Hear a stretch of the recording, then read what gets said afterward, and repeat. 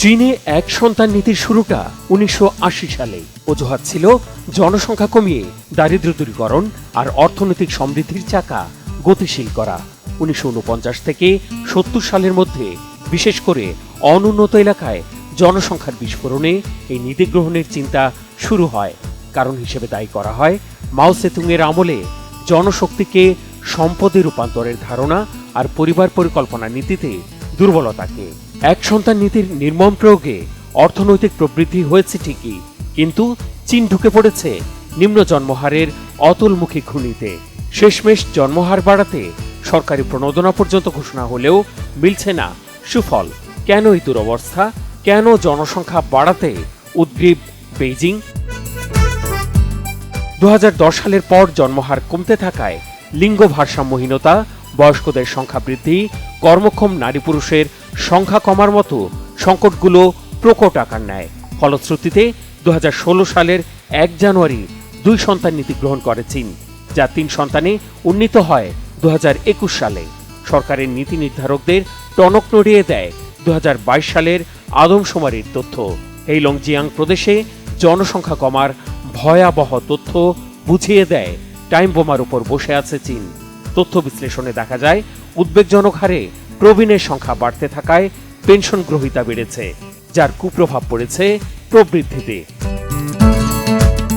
৩ সন্তান নীতি কার্যকরের ফলাফলও ছিল বিস্ময়কর। জনসংখ্যা বৃদ্ধি তো দূরের কথা, ২০২২, ২৩ এবং ২৪ সালের জরিপে টানা ৩ বছর নিম্ন জন্মহারের রেকর্ড করেছে চীন। এখানেই শেষ নয়, ২০২৩ সালে জনসংখ্যায় চীনকে টপকে যায় প্রতিবেশী ভারত। জনসংখ্যার ব্যবধান ছিল ৩০ লাখের বেশি। জন্মহার বাড়ানোর এই নীতি যে কাজে আসবে না তা আগেই আভাস দিয়েছিলেন অর্থনীতিবিদরা। বিশ্লেষকরা বলছেন, জীবনযাত্রার খরচ বেশি হয়, কর্মজীবী বাবা মাদের লোক রাখতে হচ্ছে সন্তান দেখাশোনার জন্য।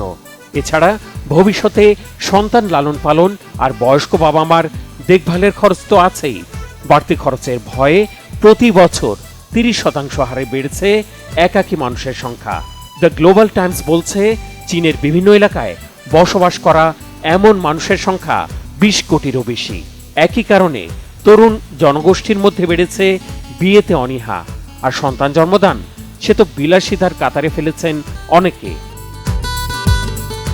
এমন নাজুক পরিস্থিতিতে ২০২৫ সালে সরকারি ঘোষণায় বলা হয়, সন্তান জন্ম দিলে প্রত্যেক দম্পতিকে শিশু পালনের জন্য বছর প্রতি নগদ ৩,৬০০ ইউয়ান দেবে সরকার, যা বাংলাদেশি মুদ্রায় ৭৮,৪৮৪ টাকা।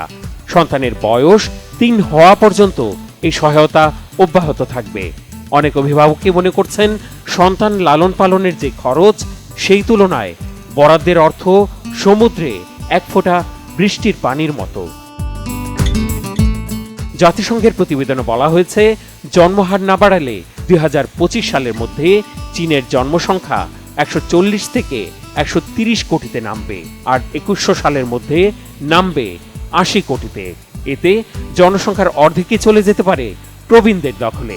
এটি চীনের অর্থনীতি শুধু নয়, হুমকিতে ফেলবে সামরিক শক্তিতে যুক্তরাষ্ট্রের সমকক্ষ হওয়ার লক্ষ্যকেও। বের Hussain Khan, Bangla vision news desk.